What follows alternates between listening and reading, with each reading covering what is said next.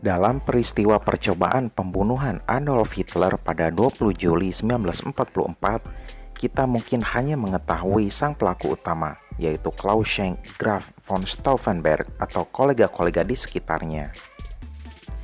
Padahal banyak sekali prajurit dan perwira Wehrmacht lainnya yang ikut terlibat, baik secara langsung maupun tak langsung.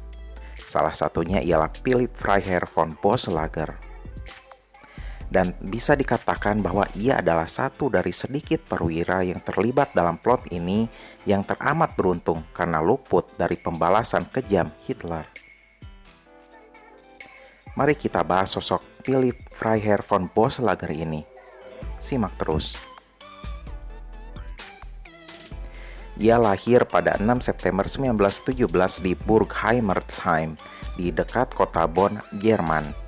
Menyandang nama von berarti bahwa ia merupakan keturunan bangsawan era Prusia. Dirinya memiliki saudara laki-laki yang 2 tahun lebih tua darinya, yaitu Georg Freiherr von Boeselager, di mana nantinya mereka berdua bergabung dengan militer Jerman. Perang ia jalani seperti layaknya prajurit biasa. Namun semuanya berubah pada tahun 1942 kala mendengar berita dibunuhnya 5 orang etnis Roma. Mereka dieksekusi hanya karena alasan etnisitas, bukan karena kejahatan. Sejak saat itu, ia dan kakaknya bergabung dengan perwira Wehrmacht lainnya guna melenyapkan sang diktator. Marskal Günther von Kluge pernah menyuruh kakak beradik ini untuk menghabisi sang Führer di suatu momen di tahun 1943. Kluge bahkan sempat memberikan sepucuk pistol Walther pada Boeselager, namun hal itu urung dilaksanakan karena suatu hal. Menjelang peristiwa 20 Juli atau Operasi Valkyrie, ia diperintahkan untuk menyiapkan pasukan untuk mengamankan proses kudeta di kota Berlin. Ia berhasil mengumpulkan 1.200-an tentara atau sekitar 6 skuadron yang mereka sendiri tak tahu dikumpulkan untuk apa, tapi manut-manut saja. Mereka berangkat pada 18 Juli dan pertama-tama menuju Brest-Litovsk. Mereka bergerak ke Warsawa menggunakan truk dan selanjutnya menggunakan pesawat menuju ibu kota Berlin. Setelah mengetahui bahwa koleganya ternyata gagal menghabisi sang Führer dan mulai ditangkapi, Boeselager dan pasukannya langsung balik kanan. Ia dan prajuritnya berhasil kembali ke satuannya tanpa dicurigai sama sekali.